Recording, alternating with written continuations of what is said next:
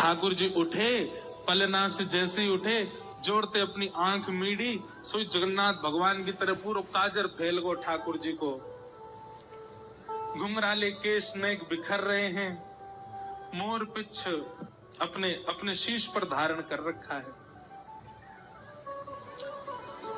सुबह उठते ही बालक को कोई नहीं चाहिए, अपनी मैया चाहिए। मैया कहाँ है, मैया पास जाऊंगो, मैया पास जाऊंगो। यशोदा मैया दही बिलो रही है।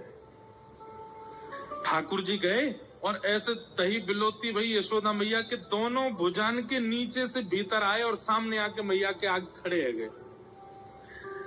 आंखन को काजर फैल गयो है, सो के उठे, आंख अभी खुले ही नहीं रही हैं, केश पूरे घुंघराले मुख पर आ रहे हैं ठाकुर जी के। और मैया से कह रहे, मैया जे बता, तो को दूध ज्यादा प्यारो है कि तेरो पूत प्यारो है, बता। मैया बोली, लाला तू भी सवेरे सवेरे उठ के कैसी बात न करो करे, चल हट जा, मुझको दही बिलोंद है ना। है मैया पहले बता, तू को दूध प्यारो कि पूत। मैया बोली, मोए तो मेरो पूत प्यारो है, दूध काहे को प्यारो होगो। अच्छा मैया, तो फिर एक काम कर, मैं तो बहुत प्यारो लगू ना। बोले हाँ, अपनी गोद में लिटाए के मुंह को अपना दूध पिवाए दे। मैया मुंह को बहुत जोर की भूख लगी है, मुंह को दूध पिवाए दे। यशोदा मैया तुरंत ठाकुर जी को अपनी गोद में लिया और मैया को, ठाकुर जी दूध पी रहे हैं और मैया दही भी बिलोती जा रही है। यहाँ ठाकुर जी जैसे मैया का दूध पीने लगे, सामने चूल्हे पर अंगीठी पर गैया का दूध उबल रहा था। संपूर्ण दूध उबल करके उफन करके बाहर आने लगा, स्वयं को जलाने लगा, नष्ट करने लगा। यशोदा मैया यहाँ दही बिलो रही और मैया ने जैसे देखी कि दूर दूध उफन करके बाहर आ रहे हो, सो मैया ने विचार किया, अरे ये तो सबरो दूध जर जाएगो। तुरंत मैया ने गोद में बैठे ठाकुर जी को नीचे पटका, दूध संभालने चली गई। ठाकुर जी खड़े है गए, अब भाई मैंने पूछी तो को दूध प्यारो कि पूत, तो बोली पूत प्यारो, और बाद दूध के पास भाज गई मैया। ठाकुर जी बोले, मैया ठीक है, आज या दूध को ही देखूंगा मैं, हैं ये ज्यादा प्यार हो तो मुंह छोड़ के भाग जाए। सो ठाकुर जी ने एक बड़ो सा डंडा उठाया और जो मैया दही बिलो रही थी उस मटकी में ही मारा, मटकी फोड़ दी। और इतना ही नहीं, इतने क्रोध में भर गए ठाकुर जी, गौरस भंडार में गए, जितनी मटकियां थी मैया यशोदा की सब फोड़ दे। यशोदा मैया ने दूध संभाला और संभाल करके पीछे मुड़ करके देखा तो मां दही की हंडी फूटी पड़ी है और सबरे मटका फूट रहे हैं और लाला उछल उछल करके सबरे मटकान को फूटतो जा रहा है। यशोदा मैया बोली, लाला बिगड़ गयो,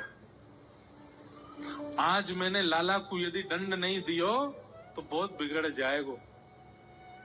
यशोदा मैया ने तुरंत अपनो पल्लू फौंस करके और एक छड़ी उठाई, बोले रुक जा दारी के तो बताऊं मैं। और मैया जैसे छड़ी लेकर के भागी हैं पीछे, आगे आगे ठाकुर जी भाग रहे हैं चौकड़ी मार करके, और मतलब ऐसे भाग रहे हैं मानो जैसे पीछे कोई शेर पड़ गए हो। अब यशोदा मैया तो बेचारी 80 बरस की, फिर भी पीछे दौड़ रही हैं और ठाकुर जी चौकड़ी मार के यहां थे वहां कूदते कादते भय दौड़ रहे हैं।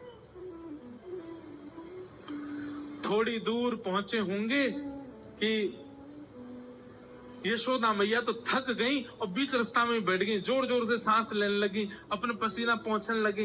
इतने में ठाकुर जी ने पीछे मुड़ के देखी और पीछे मुड़ करके देखी यशोदा मैया बैठ गई, एक वृक्ष की आड़ में चले गए और वहीं से कह रहे, मैया कहाँ भयो, तू भाग क्यों ना रही मेरे पीछे। यशोदा मैया बोली, लाला मैं थक गई हूं ना, अब बूढ़ो बड़ो शरीर है, तू इतना दौड़ावे मुझको, अब मैं हार गई हूं। ठाकुर जी बोले, मैया, ठाकुर जी को चिंता हो रही है मैया की, मैया तेरी हार कैसे दूर होएगी। यशोदा मैया बोली, अच्छा सीधे कितने ठाकुर जी। यशोदा मैया बोली, मेरो लाला दौड़ के आवेगो और आके मुंह को अपने अंक में भर लेगो, सोई मेरी हार दूर रह जाएगी। सो ठाकुर जी एक बार तो दौड़े मैया की ओर और दौड़ के फिर रुक गए। मैया बोली, कहां भयो लाला, आजा। बोले ना है मैया, मैं ना आऊंगा। बोले क्यों? वो तेरे हाथ में जो छड़ी है ना, तू या तो मुझको बहुत डर लगे, पहले या को तू दूर फेंक तब आऊंगा। और कहा पता तेने या तो 2-4 बार मार दियो तो मेरे लग जाएगी मैया, पहले या को फेंक। मैया बोली सांची बता, या को फेंक दूंगी तो आ जाएगा? बोले हाँ। मैया ने जैसी छड़ी फेंकी, ठाकुर जी दौड़ करके गए, बिल्कुल विचार नहीं किया कि मैया मुझे पकड़ लेगी। दौड़ करके गए और मैया के अंग से लग गए और जाके मैया के प्रश्वेत संभालने लगे। मैया तू तू तू ठीक है, जा, तू हारे मत। यशोदा मैया को पहले तो बहुत सुख मिला, ठाकुर जी अंक में आ गए। पर थोड़ी देर बाद यशोदा मैया ने चेहरे का रंग बदला, कहने का ढंग बदला, तुरंत लाला पकड़ लिए जोर से। अब आयो हाथ में, चल तो बताऊं मैं अभी। ठाकुर जी बोले मैया तू तो यूं कह रही कि मैं तो ना पकड़ूंगी। बोले मैं तो झूठ बोल रही तो थे। अच्छा मैया तू झूठ बोल रहे, मैं तेरा लाला ना हूं आज के बाद। पूरे गोकुल में हल्ला कर दूंगा मैं तो नंद बाबा को लाला हूं, यशोदा को लाला ना हूं। यशोदा झूठ बोले। हाँ बोल दियो जाए करके। अब तो उखलते बांधूंगी और आज ना तो रोटी मिलेगी ना मक्खन मिलेगा। खड़ो रहे पूरे दिन, ऊधम मचावे। यशोदा मैया के अंक में भर गए। मैया तो पकड़ के ले गई और लाला को जाकर के ऊखल से बांधन लगी। जैसे ही रस्सी ला करके मैया ने ऊखल से लाला के पेट में बांधनी चाहिए, सोई रस्सी छोटी पड़ गई। मैया बोली रस्सी छोटी कैसे पड़ गई? मैया गई और बड़ी रस्सी लेकर के आई। बोले हाँ अब याते बंध जाएगा। मैया ने जैसी ऊखल में लेकर के और जैसे ही ठाकुर जी को ये छोटी पड़ गई। क्यों? तो कहते हैं दाम का मतलब होता है रस्सी और उदर का मतलब होता है पेट।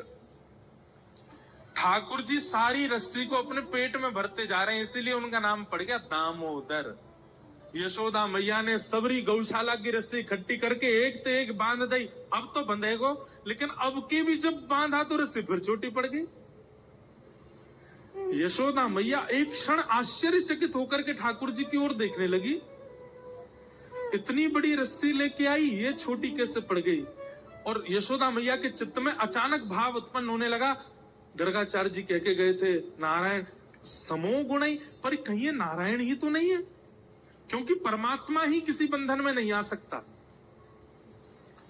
सामने खड़े भगवान ने जैसे ही देखा कि मैया मुंह को भगवान मान रही है, सोई ठाकुर जी ने कही मैया और कितनी जोर से बांधेगी, देख मैं तो बंध गो। तभी मैया देखती है कि वो रस्सी पूरी बंध गई और गांठ लग गई ठाकुर जी को, बंध गए ठाकुर जी।